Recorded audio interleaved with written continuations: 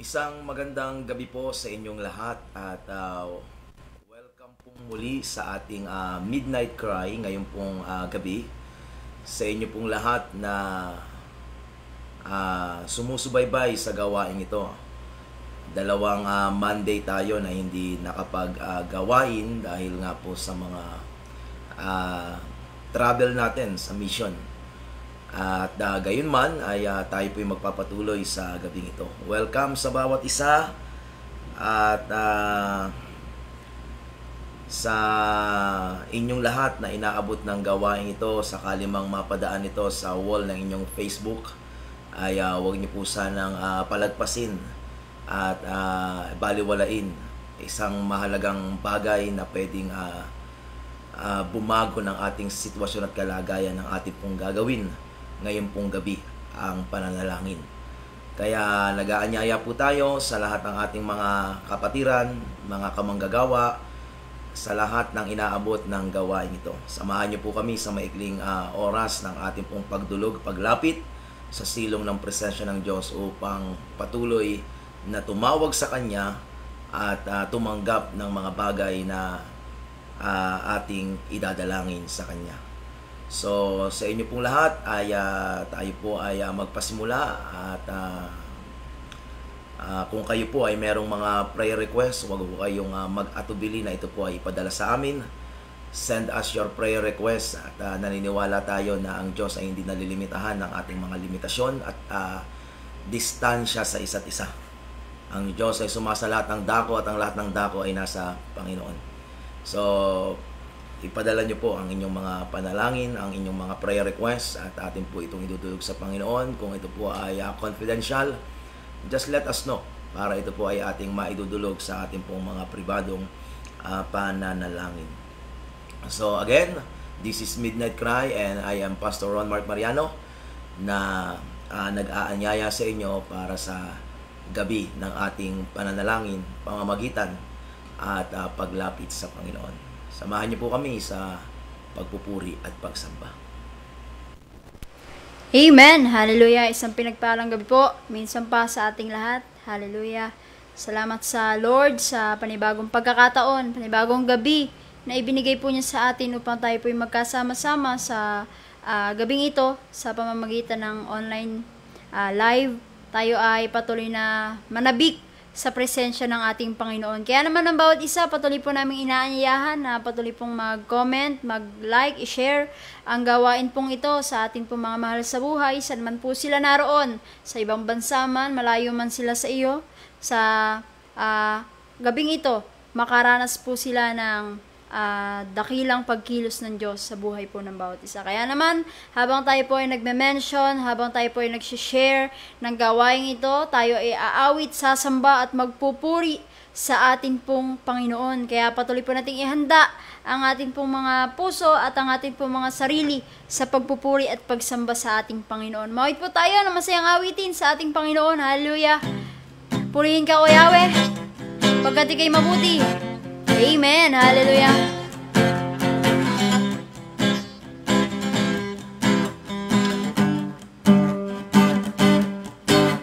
Purihin ka, O Yahweh, pagkat ika'y mabuti. Ang iyong pag-ibig laging nananatili. Purihin ka, O Yahweh, pagkat ika'y mabuti. Ang iyong pag-ibig laging nananatili. Aawit, sasayaw, luwalhatiin, papalakpak, sisigaw, dadakilain, nag-uumabot sa piling mo ang kagalakan sa puso ko noon, ngayon, kailanman, Panginoon. Amen. Hallelujah. Napakabuti ng Diyos sa ating mga buhay. Purihin ka, O Yahweh. Purihin ka, O Yahweh, pagkat ika'y mabuti. Ang iyong pag-ibig laging nananatili. Purihin ka, O Yahweh. Purihin ka, O Yahweh, pagkat Lord, hallelujah. Ang iyong pag-ibig laging nananatili. Aawit, sasayaw, luluwalatiin, papalakpak, sisigaw, dadakilain. Nag-uumapo sa piling mo, ang kagalakan sa puso ko. Noon, ngayon, kailanman, Panginoon. Aawit, sasayaw, luluwalatiin, papalakpak, sisigaw, dadakilain. Nag-uumapo sa piling mo, ang kagalakan sa puso ko.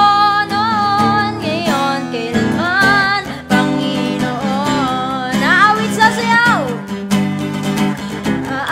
sasayaw, luluwalatiin, papalakpak, sisigaw, dadakilain. Nag-uumapo sa piling mo, ang kagalakan sa puso ko. Noon, ngayon, kailanman, Panginoon. Aawit, sasayaw, luluwalatiin, papalakpak, sisigaw, dadakilain. Nag-uumapo sa piling mo, ang kagalakan sa puso ko.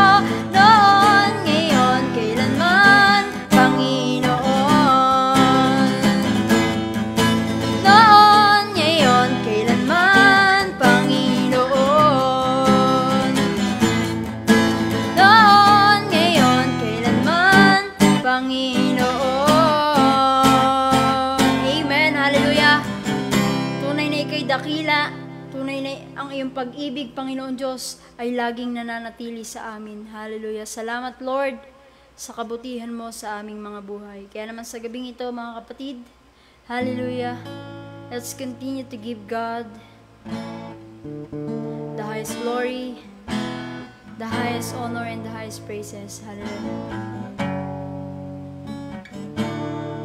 Jesus, take us deeper in love with you, Lord.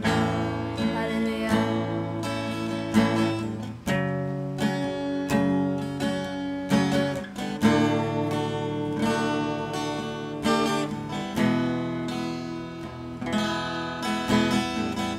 There is a longing only you can feel, a raging tempest only you can steal.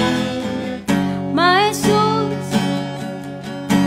to know you as I'm known. Drink from the river that flows before your throne.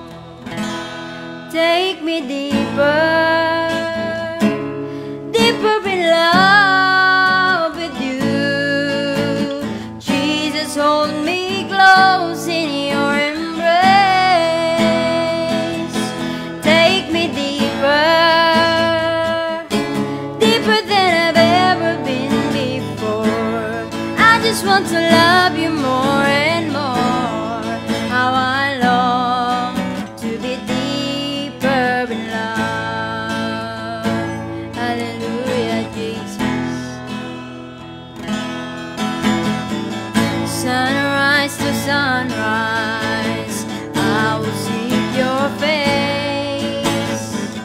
Drawn by the Spirit to the promise of your grace.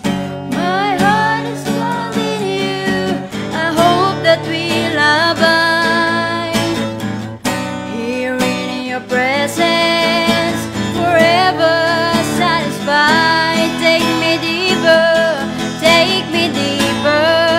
yes Lord, deeper in love with you.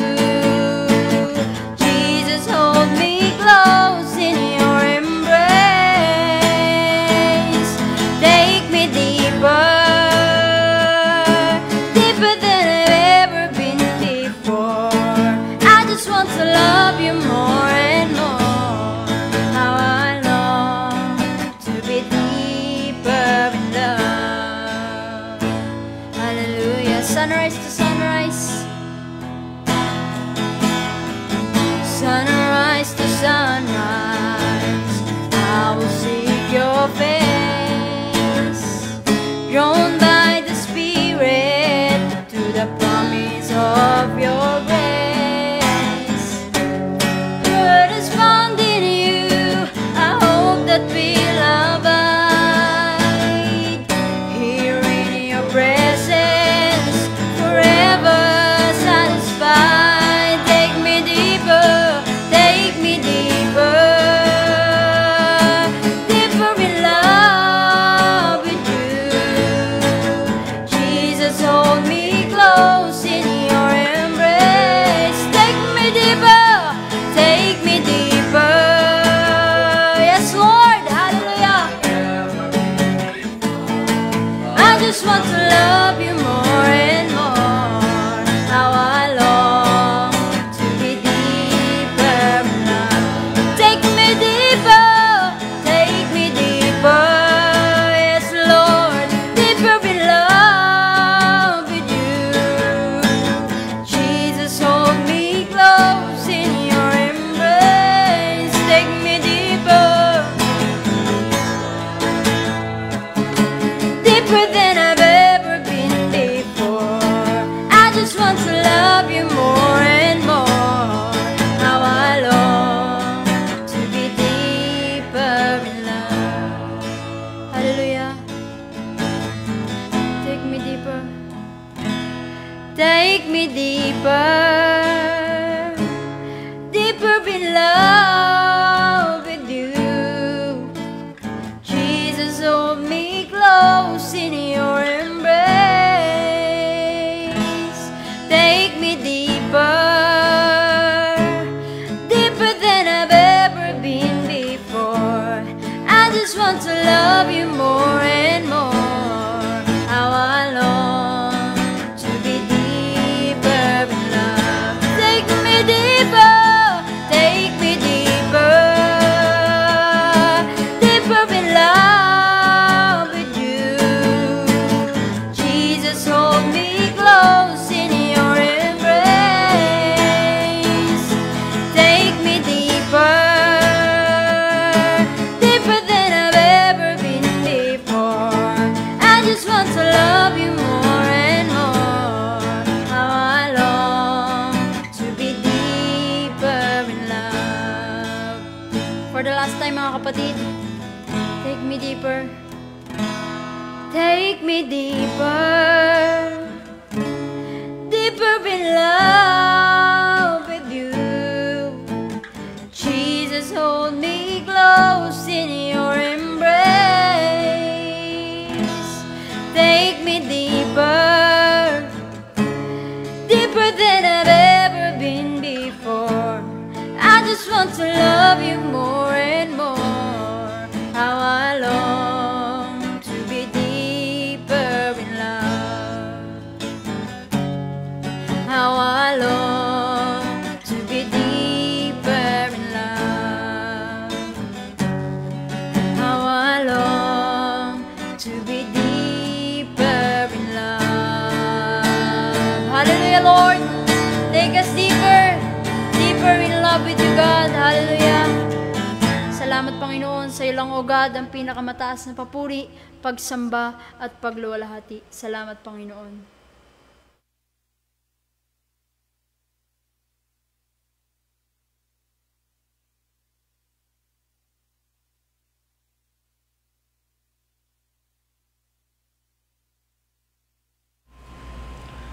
Praise God sa napakagandang awitin. Tayo po ay manalangin sa Diyos, amang banal na makapangyarihan sa lahat. Salamat po sa oras na ito, sa iyong kabutihan at katapatan. Sa lumipas na mga araw, linggo at mga oras sa aming mga buhay, ikaw ay nariyan, laging tapat, dakila sa iyong mga salita at patuloy na nagpapala sa iyong mga anak. Nararanasan namin, O Diyos, ang iyong kabutihan. Sa gabing ito, ay wini-welcome po namin ang iyong presensya sa aming kalagitnaan. Kinikilala namin, O Diyos, na ang anumang gawain at buhay na malayo sa iyo ay walang mararating at walang magagawa. Kaya naman sa gabing ito, Panginoon, kami ay nagsusumamo. Nais namin pong makalapit ng mas malapit sa inyo. at maranasan po kayo at ang iyong paghahari ay mahayag sa aming kalagitnaan. Patawarin niyo po kami sa lahat ng mga pagkukulang, pagkakamali at pagkakasala. Linisin niyo po ang aming mga puso, isipan, likhain niyo po kami ng pusong dalisay. At hayaan mo, Panginoong Diyos, na sa gabing ito, ikaw ay patuloy na maranasan ng bawat isa. O Ama, sa iyong kamay pinagkakatiwala po namin ang lahat ng ito. Pinupuri ka namin, pinasasalamatan at dinadakila. Ito po ay aming panalangin sa pangalan ng Panginoong Yesus. Amen. Amen. Praise God. So again, welcome sa bawat isa. Sa ating pong mga announcement. Every Monday, meron po tayong Midnight Cry na mas maaga sa oras dito sa Pilipinas, alas 10. And then Wednesday and Friday ay meron tayong online Bible study sa ganap na alas 8 ng gabi. Okay, so yun po yung ating mga gawain. At sa inyo pong lahat na nag-interesado na magkaroon ng mga Bible studies o kaya naman ay prayer and counseling, nangangailangan ng counseling at panalangin, pwede nyo po kaming kontakin. Meron tayong mga gawain na abang sa mga Tigalyanera o kaya ay malapit kayo sa lugar na ito at meron kayong mga kamag-anak na hindi pa nakakilala sa Panginoon o meron kayong mga kaibigang kakilala na gusto nyong ilapit sa Panginoon o kayo mismo ay nagnanais na maranasan ng Panginoon sa darating po na June 21 Saturday ay ang ating pong team ay magkakandak po ng gospel campaign dyan po sa bayan ng Llanera. Inaanyayahan po namin kayo para sa iba pang detalye ay maipopost po namin ito sa mga darating na mga araw. So, ito po ay naglalayon na mailapit ang mga tao sa Diyos, maibahagi sa kanila ang pag-ibig ng Panginoon, ang mabuting balita, manalangin sa mga may karamdaman, at patuloy na maranasan ng tao ang katotohanan ng salita ng Diyos. So, yan po ay gospel campaign na gaganapin sa bayan ng Llanera, June 21 Saturday. Okay, so yun po at purihin ng Panginoon. So again, welcome sa bawat isa. By the way, ang ating pong punong abala para dyan sa bayan ng Llanera ay ang ating pong Pastor John, Pastor Joel, and Sister Karen Felix sa pangunguna ng kanilang lokal na iglesia, ang CHF Llanera. Pero kung meron pong mga ibang mga churches na gusto ring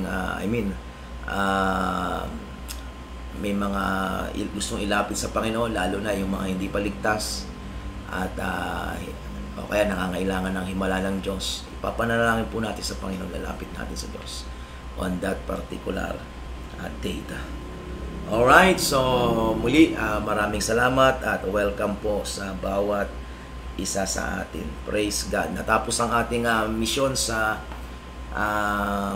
Samar noong simula noong May 19 tayo bumiyahe patungong Samar. Nakabalik tayo ito ng May 27 sa kabutihan ng Panginoon ay naging maganda ang gawain ng Diyos, kaya tayo ay nagpapasalamat sa mga tiga Samar at sa ating mga nakasama sa team at panalangin natin patuloy ang pagsulong ng gawain sa lugar na yan. Maganda ang ginagawa ng Diyos at naniniwala tayo na marami pang gagawing mga dakilang bagay ang Panginoon. Okay, so let's go to the Word of God. Ngayon po ay gusto ko po kayong hamunin sa tinatawag nating ministry to the presence of God or in the presence of the Lord. Ministry to the Lord or ministry in the presence of God. Pagmiministeryo sa Panginoon o pagmiministeryo sa silong ng kanyang presensya. At dapat nating maintindihan na tayo ay tinawag para magministeryo. Sa madaling sabi ay maglingkod.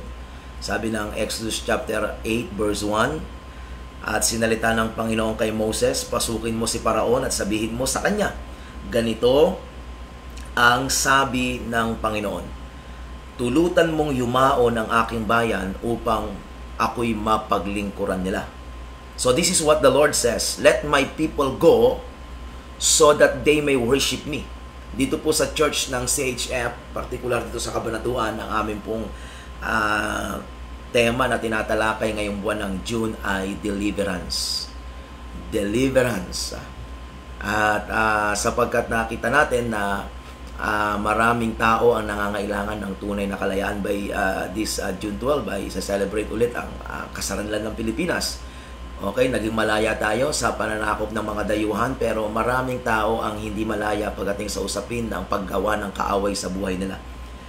Napakakonti ng mga churches na nagtuturo, nangangaral tungkol sa katotohanan na merong kaaway, merong demonyo, may diablo, sabi ng 1 Peter chapter 5 verse 8. At itong larawan, itong pangyayari sa aklat ng Exodo, okay, ang pangyayaring ito ay larawan ng espiritual na nagaganap sa buhay ng maraming tao. Nung panahon ni Moses, sila ay alipin sa Egypt sa loob ng 430 years. At merong hari na kung tawagin sa Egypt ay Paraon. Ito yung pinapapuntahan ng Panginoon kay Moses, yung Pharaoh. At ito yung larawan ng diablo. Okay, na ang gusto ay pahirapan ang tao, partikular tayo ng mga naglilingkod sa Panginoon. Kaya mapapansin mo, mula nang ikay makakilala sa Panginoon, hindi naman talaga naging madali. Okay? Yung manalangin nga, hindi madali. Kung merong magsasabi na ang prayer ay madali, parang hindi ko kayang tanggapin. Struggle ang prayer sa marami. Prayer is not an easy job. This is a hard work. Mahirap ito. Bakit? Merong laban Ang gusto ng Paraon, ang gusto ng diablo, tayo manatiling alipin sa kasalanan, manatili tayong alipin sa gawa ng kadiliman, gawa ng laman. Pero nung tayo makakilala sa Diyos, ang Espiritu ng Diyos ay sumasa atin, tayo nilalapit sa Diyos. So there is a war, there is a battle. Okay? Ang sabi ng Panginoon kay Moses, punta ka kay Pharaoh at sabihin mo sa kanya, ito ang sabi ng Panginoon, let my people go. Gusto ng Panginoon tayo magkaroon ng tunay na kalayaan, deliverance. Okay? Supernatural freedom. Last Sunday, that is my message dito sa CHF Kabanatuan. Supernatural freedom. Bakit supernatural? Kasi si God lang ang makakagawa nito. In the natural, hindi natin kaya Maaaring matagal mo nang sinubukang makalaya sa bisyo. Matagal mo nang ginawa ng paraan na makalaya sa lust, sa anumang addiction or bandage na umaalipin sa'yo. Maaaring nakalaya ka ng 1 linggo pero bumalik ulit. Nakalaya ka ng 1 buwan, bumalik ulit. At hindi mo talaga mapagtagumpayan ng tuloy-tuloy. Bakit? Kasi si Lord lang ang makakagawa nito. Ngayon, maliban pa sa mga kasalanan na hayag, papaano? Kaya maaring ikaw ay biktima ng pang-abuso o kaya biktima ka ng isang trahedya sa buhay na nagdala sa iyo ng trauma o kaya ng depression o ng anxiety at maaaring babalik-balik ka sa psychiatrist o kaya merong medical process kang dinadaanan pero hindi ka pa rin nakakalaya kasi nga si Lord lang ang makakapagbigay niyan. Who the Son set free, sabi ng John 8:36, will be free indeed.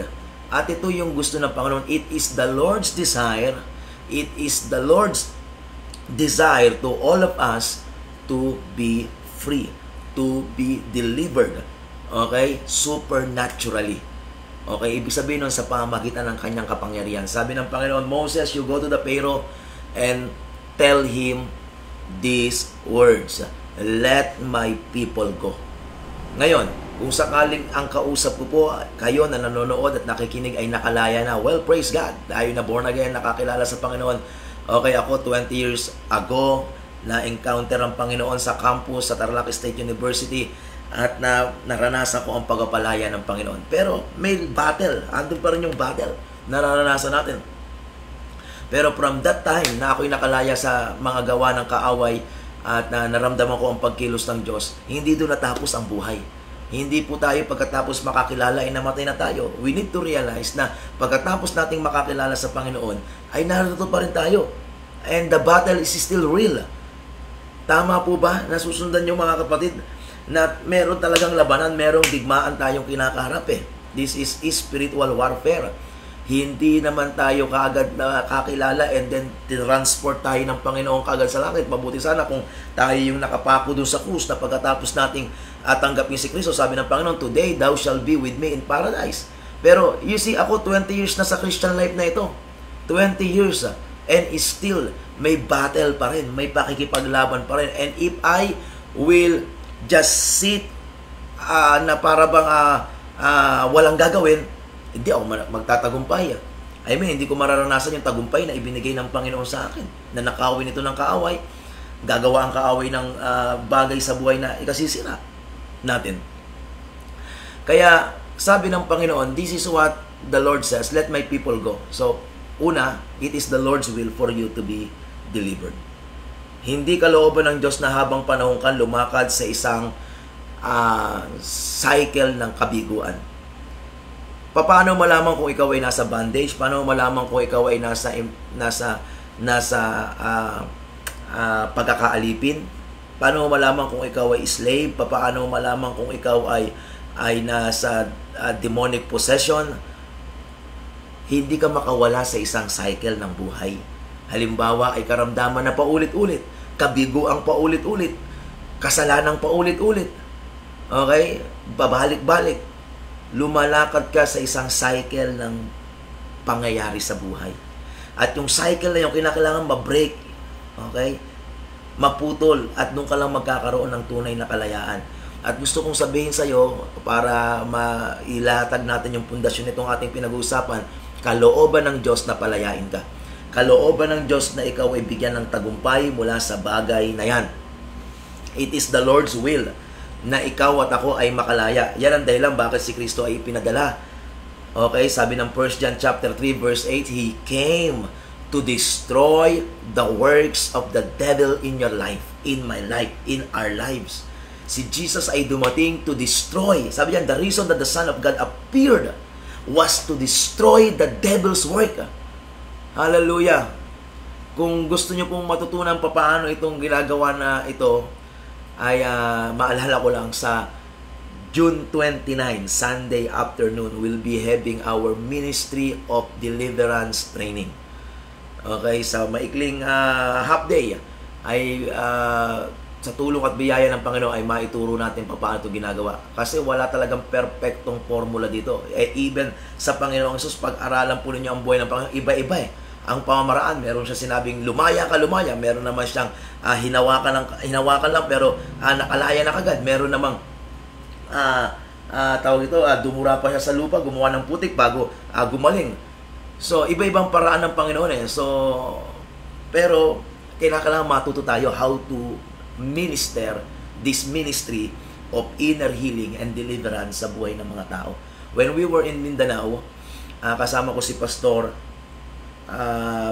Plandy, Pastor Willie, at yung ating coordinator sa Mindanao si Pastor Jess. Okay, kung nanonood silang tatlo sa ating ministry na Across the Nation, kami ay nagpunta ng Mindanao last April at nagministeryo.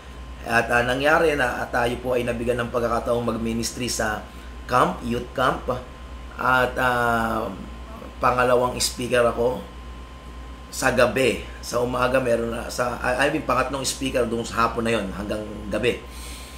At yung pagtuturo sana, simpleng pagtuturo, ay biglang si Lord kumilos Nauwi sa deliverance, nauwi sa pagpapagaling, healing and deliverance. At talagang magugulat ka. Alam mo kapag si Lord ang kumilos, hindi tayo. Makita mo yung may mga karga, talagang ibang klase, yung mga may karga nag-i-screaming, talagang iba. And pagkatapos nakita mo yung deliverance talaga na paano itong nakalaya, okay, ito ay gumaling. Nasa halos 300 ang youth na naroon. Imagine ninyo mga kapatid. Almost 300 young people na naka-receive noon. At yun ay mass pa yun tapos hindi nasa stage lang ako at naghaganap yun. Just declaring and commanding words of authority. Tapos nung mayroong mga nangangailangan ng healing talaga, babaan mo, patungan mo na kami, makita mo talaga yung pagkilos ng Diyos. And gusto nating ma-equip ang body of Christ. We want churches to be equipped. We want the disciples to be equipped to do this ministry. Okay? Kasi ako mismo personally naranasan ko kahit na ako yung born again na, nakakilala na sa Panginoon, naglilingkod na, tumatayo na sa harapan, ginagamit na ng Panginoon, pero behind the pulpit, behind that the sin, ay nag-i-struggle ako eh. Nag-struggle ako sa sin, nag-struggle ako sa pride, nag-struggle ako sa lust, nag-struggle ako sa disiplina sa sarili. May struggle eh. Okay, hindi ka na slave, pero may struggle. At gusto nating tulungan ng bawat isa. Okay, kahit na ako ay nagpastor na, hindi nangangahulugan nagpastor na ako, wala nang battle, wala nang struggle. Okay, biyaya lang ng Diyos na nagagamit tayo. At kung aamin yung ibang mga pastor na kagaya ko, sa buhay natin bilang mga pastor, may mga pangyayari pa rin na gano'n. Sabi nga ng Proverbs, a righteous man may fall 7 times. Yung pagbagsak dumarating eh. At ngayon ako ay talagang nanggigigil. To the point na hindi ito ang plano ng Diyos. Dapat ang katawan ni Kristo, even the gates of hell shall never prevail against the church. Amen. We are not in the losing side. We are in the winning side. Amen. Kaya, gusto ng Panginoon ang church ay makalaya, ma-equip. Okay? Yung salitang worship kasi dyan, sa Tagalog, tingnan mo nga kapatid sa Tagalog ng ang Biblia. Okay? Yan. Sabi niya, at sinalita ng Panginoon kay Moses, pasukin mo si Faraon at sabihin mo sa kanya, ganito ang sabi ng Panginoon, tulutan mong yumao ng aking bayan upang ako'y mapaglingkuran nila. So, pagkatapos nating makakilala sa Panginoon, pagkatapos nating makaranas ng kagalingan, ng kalayaan o kaligtasan, I'm talking about your spiritual condition. After you experience that power of God na ikaw ay makakilala sa Kanya, what's next? Ang nais ng Diyos, maglingkod ka sa Kanya. Hindi lang ito naintindihan ng maraming mananampalataya, kaya maraming tao sa loob ng church, papunta-punta ng church, linggo-linggo, pero hindi nararanasan ang salita ng Diyos sa usapin ng pagtatagumpay. Bakit? Hindi kasi naglilingkod. Hindi tayo iniligtas ng Panginoon just to sit and wait for our departure, to be transported from earth to heaven. Hindi tayo niligtas ng Diyos just to sit on our comfortable chairs sa churches natin ng mga aircon. Okay? No, hindi tayo niligtas para maupo, tumayo at umuwi. Iniligtas tayo para maglingkod. Bakit? Kasi alam ng Panginoon na habang tayo naglilingkod, lalo tayong magiging mga mandirigma na hindi maaalipin ng kaaway muli. Kung wala kang gagawin, hindi ka mananatili sa kalayaan na yan. Maniwala ka. If you will not serve the Lord, you will automatically fall again under the oppression of Pharaoh, the devil. Pansinin niyo yan. And kailangan na nating magseryoso. Huwag na tayong magbiro, maglaro-laro pa. Gusto ko kayong hamunin, lalo na mga mananampalataya na inaabot ng gawain ito sa mga pinagpapastoran namin. Seryosohin nyo. Sa naranasan namin itong mga nakaraang araw ng aking may bahay, ng aking pamilya, lalo akong nagkaroon ng eager talaga na magministeryo sa ganitong larangan ng pagmiministeryo. Ibahagi ang mabuting balita with the manifestation of the presence of God. Hallelujah. So, it is the will of God for us to be delivered. Then after that is for us to be His disciple. Okay, tayo ay na-delivered, tapos tayo ay maging disciple para tayo makapaglingkod sa Panginoon. Okay. So, wag muna tayong tumingin doon sa paglilingkod na iniisip natin, tatayo tayo sa harapan, mga ngaral, o kaya hahayo, o kaya magpapalayas sa mga demonyo. Hindi, masyado pang para bang, wag ka muna doon. Bigyan muna kita ng basic na tawag sa iyo ng Diyos pagdating sa usapin ng paglilingkod. Ang pangunahing paglilingkod na dapat mong matutunan bago yung paglilingkod sa iglesia o bago yung paglilingkod sa mga hindi paligtas ay ang paglilingkod sa silong ng presensya ng Diyos. Kagaya ng ating paksa. Ministry to the Lord is ministry in His presence.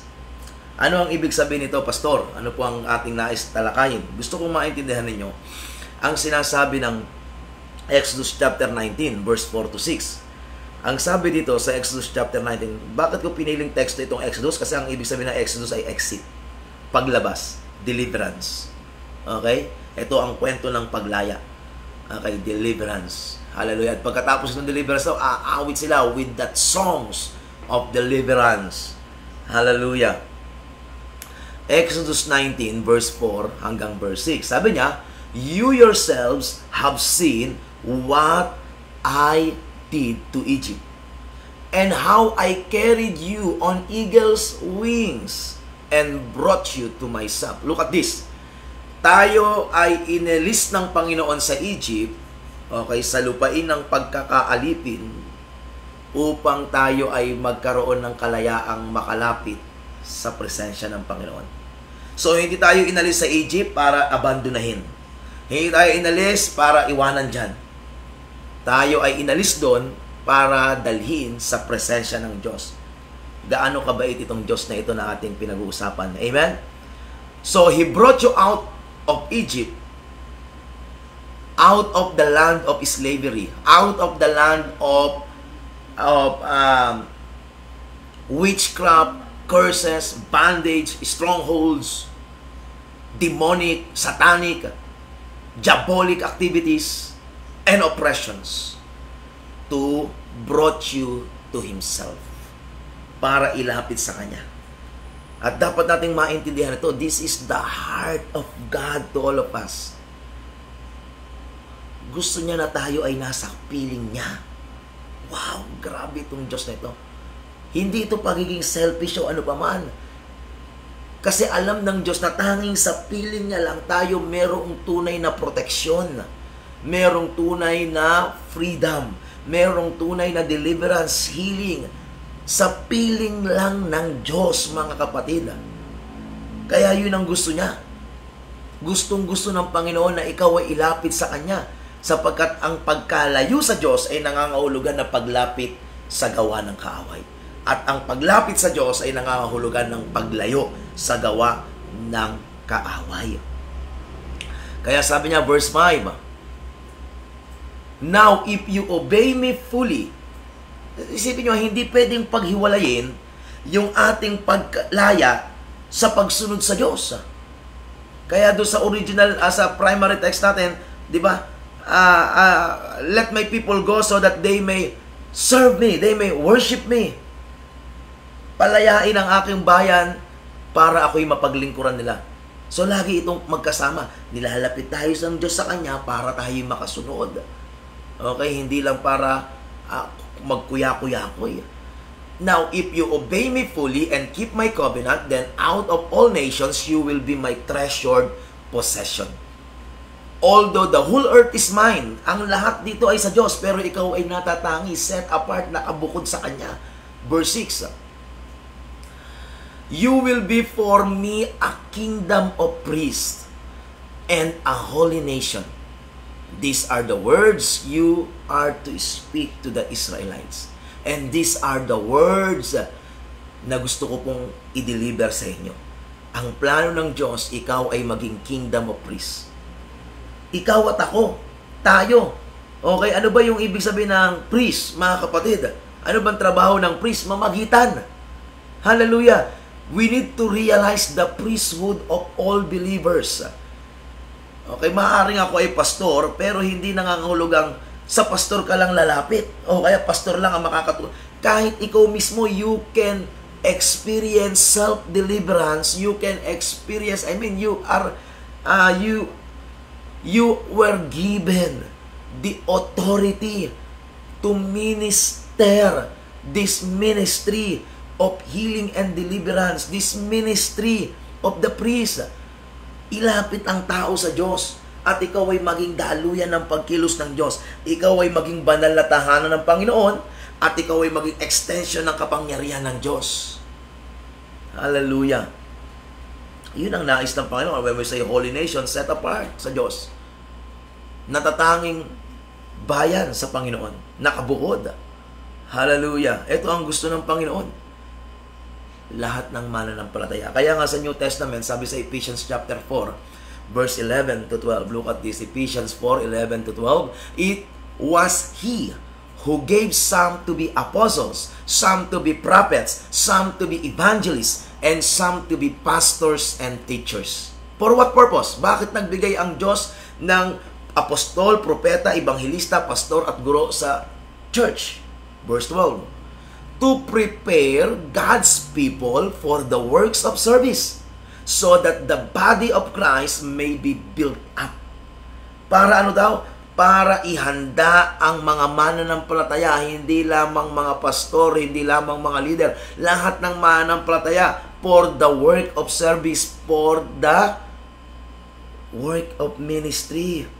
Amen? Ibig sabihin, mga kapatid, every one of us is called to serve the Lord. Every one of us is called to minister. Every one of us is called to do the ministry. This is for every believer. And the ministry that you need to know, the ministry that you need to do before anything else, okay, is the ministry, is your ministry to the Lord. Your intimacy with Him. Your intimacy with Him.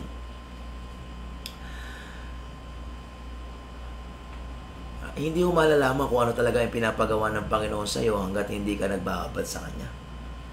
Because only through intimacy, God will reveal His purposes, plans, and secrets in you. The secret things of the kingdom ay nire-reveal doon sa mga nagbababad sa Panginoon. Marami kang pwedeng maging kaibigan pero hindi lahat pwede mong maging best friend. I mean, marami kang pwedeng maging kakilala pero hindi lahat mapagkakatiwalaan mo. Kanino mo lang nire-reveal ang iyong secret? Kanino mo lang nire-reveal ang mga nakatago sa puso mo? Sa mga napagkakatiwalaan mo. Sino yung mga napagkakatiwalaan mo? Yung talagang malapit sa'yo. Amen? Now, the same principle is true in the kingdom of God. Papaano ka pagkakatiwalaan ng Diyos kung malayo ka sa Kanya? Wala kang prayer life, wala kang pagpapat. You remember Martha and Mary sa Luke chapter 10, beginning from 38. Okay, let's go there. Luke chapter 10, verse 38. Simula sa verse 38.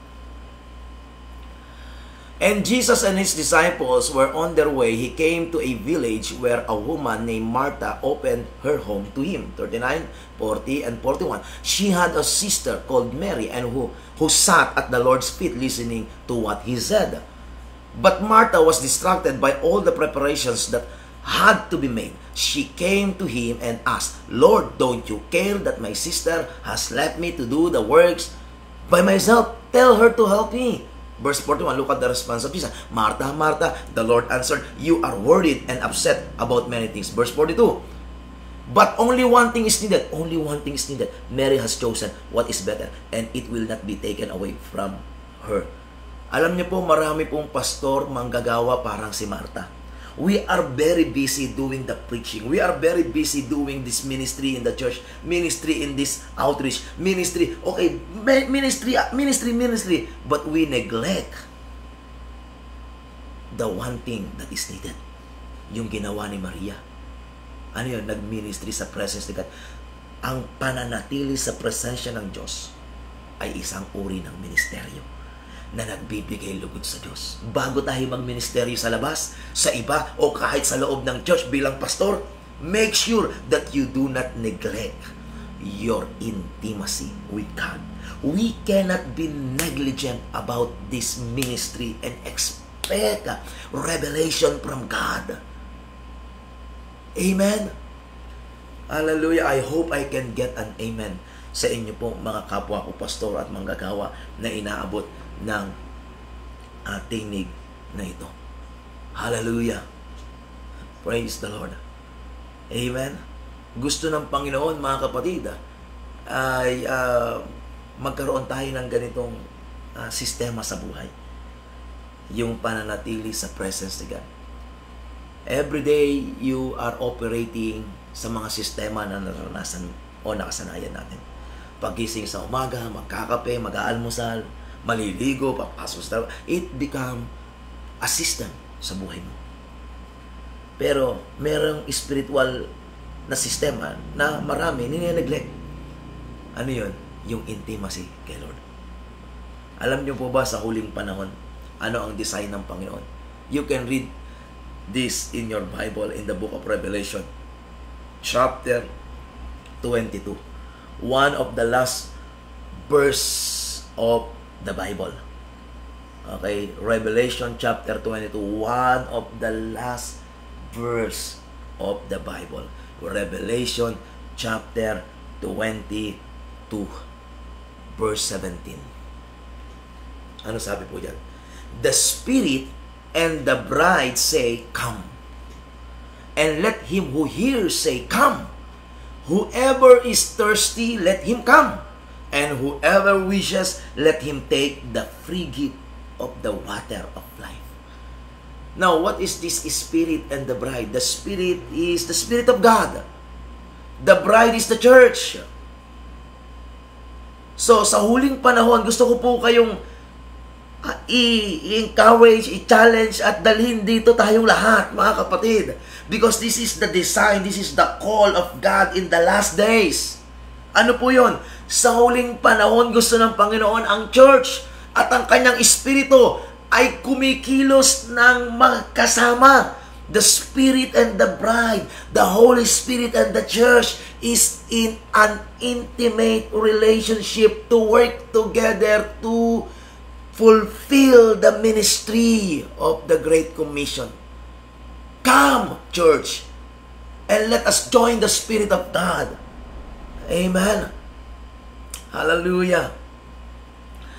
Ang isang mananampalataya, mga Christian sa churches natin, na hindi magkakaroon ng close walk, intimacy sa Espiritu ng Diyos,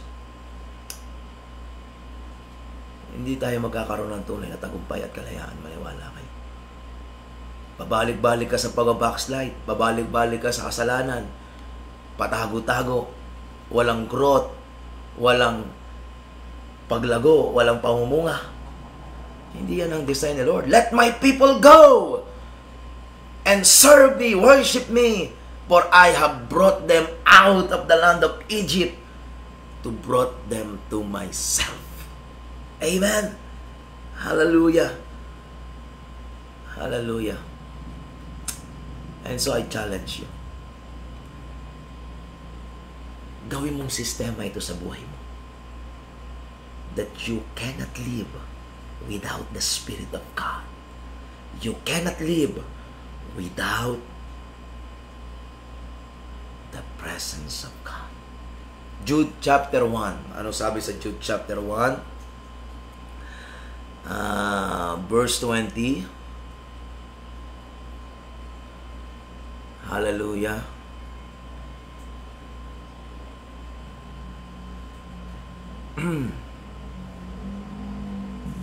Sabi diyan, but you, dear friends, build yourselves up in your most holy faith and pray in the Holy Spirit. It didn't say pray with the Holy Spirit, but pray in the Holy Spirit. So the church and the Spirit of God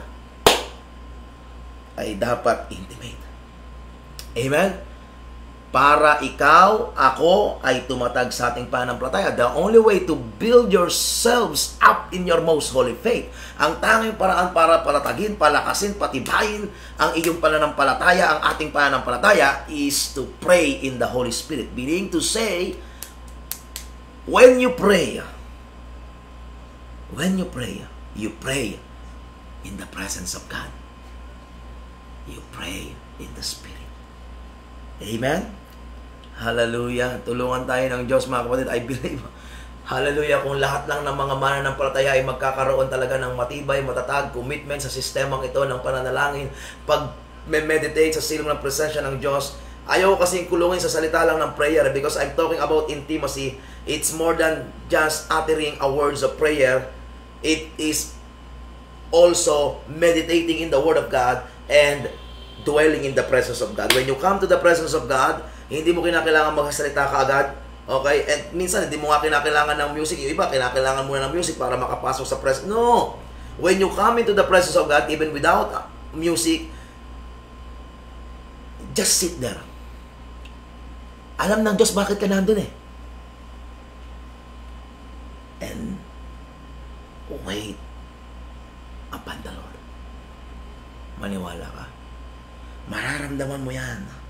And then begin to pray in the Spirit. Oh, hallelujah. We bless your holy name. I bless your holy name. I praise you, God, in the name of Jesus. Hallelujah. Open your Bible. Meditate on the Word of God. Amen. And fellowship with the Holy Ghost. Sabi ng 2 Corinthians 13:14. Look at this, 2 Corinthians 13:14. Make it a system in your life. May the grace of the Lord Jesus Christ and the love of God and the fellowship of the Holy Spirit be with you all. Be with you all. Fellowship. Amen? Fellowship. Intimacy. Every effective, fruitful, powerful intercessors ay merong intimate relationship sa Diyos. Amen? Saan ka man naroon, piliin mo ang magkaroon ng malapit na ugnayan sa Diyos. For He has saved you to worship Him. He has saved you to be with Him. He has saved you to have fellowship with you. Amen. Hallelujah. Praise God. Praise God. Tayo manalangin sa Panginoon. Hallelujah.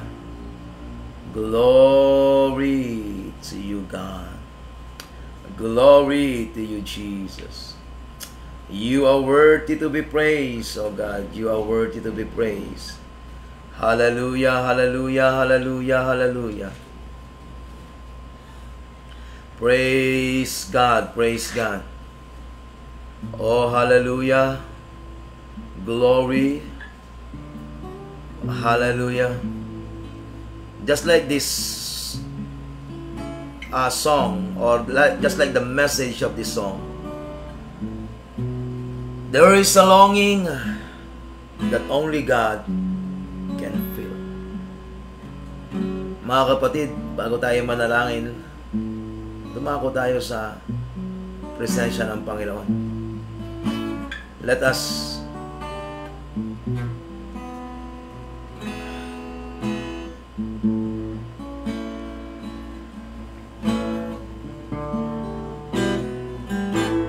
come into the presence of God. Habang inaawit itong awit nito, saan ka man naroon, naka-tune in ka ngayon, ay huwag mo sayangin ang pagkakataong ito. Join us in worshiping God. Join us in singing this song. Join us in coming together into the presence of God as this song is being sung tonight. Hallelujah.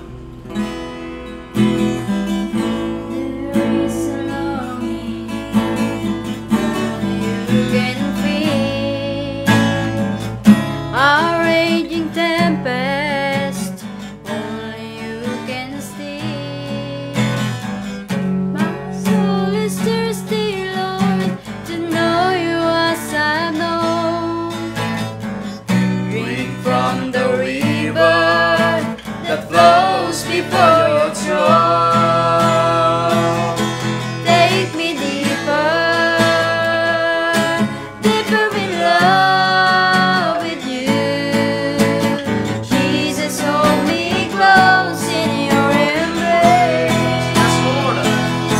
Take me deeper,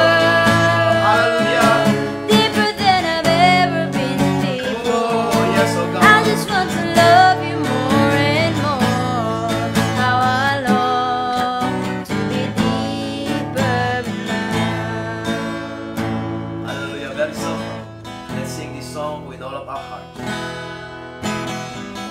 Sunrise to sunrise, I will seek your face. Drawn by the Spirit,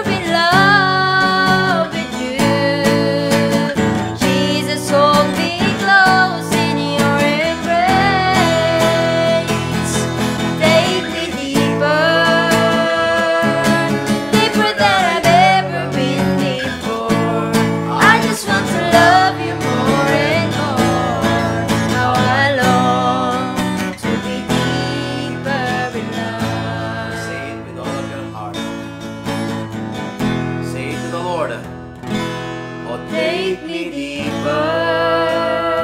This is our prayer, Deeper God. in love Oh, hallelujah. with you. Help us fall in love with you. Jesus, hold me Help us fall in love in your presence. Help us fall in love with your words. Help us fall in love with you, oh God, again and Deeper again. than I've ever been before. Oh, I just want to love you more. and more. How I long to be deeper in love. To be deeper in love.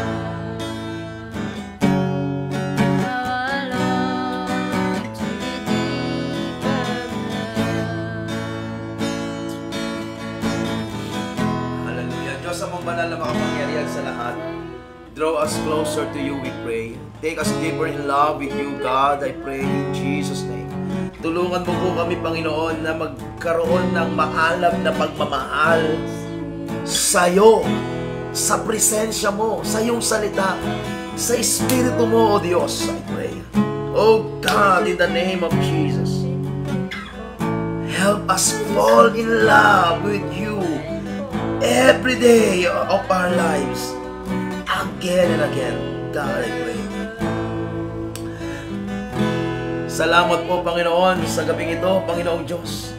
Salamat sa pagpapaalala na kung nais namin maging mga epektibo ang mga mananalanginin, ay kinakailangan naming matutunan, Panginoong Diyos, na unahin ang manahan at manatili sa iyong presensya. God, patawarin niyo po kami sa mga panahong pinaliwala namin ito. Hindi namin kinilala ang kahalagahan nito sa aming mga buhay at umasa kami sa aming sarili. Pinili namin unahin ang magministeryo sa iba bago ang magministeryo sa iyong presensya. God, patawarin niyo po kami. Oh Lord, would you be gracious to us, to draw us closer to your heart and take us deeper in love with you, Father God, in Jesus' name. Hallelujah, mga kapatid. Kung hindi na kasing alab ng ating pagmamahal ang pagmamahal natin ngayon sa Diyos kaysa nung una tayong nagmahal sa Kanya, lumapit tayo sa Kanya. Huwag tayong pumayag sa pag-ibig na nanlalamig, sa pag-ibig na malayo sa Diyos. Let us come to the presence of God. Hallelujah. Amang banal na makapangyarihan sa lahat, salamat po sa gabing ito, Panginoong Diyos, na ang bawat panalangin ay nakakarating sa iyo, Panginoong Diyos. Ang bawat pagdulog, Panginoong Diyos, ay umaabot sa iyo. Panginoong Diyos, sa oras na ito, ako po dumudulog para po sa mga prayer request ng iyong mga anak, Panginoong Diyos. Idinadalangin ko, Panginoong Diyos, sa oras na ito ang iyong malaya at makapangyarihang pagkilos, Panginoon. Ang prayer request ni Sister Angel, o mahala, Panginoong Diyos, ay aking idinudulog sa iyo. Bigyan niyo po siya ng normal na blood pressure sa oras na ito. Sa pangalan ni Jesus. Lord, mag-normalize ang kanyang blood pressure. In Jesus' name. Sinasaway ko po ang pag-atake ng mataas na blood pressure sa kanya.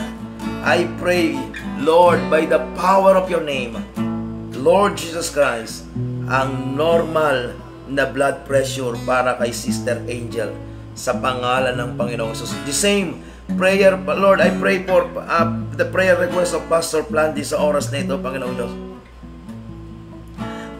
Tuluyang kagalingan, Panginoong Diyos, ay maranasan po niya sa oras na ito.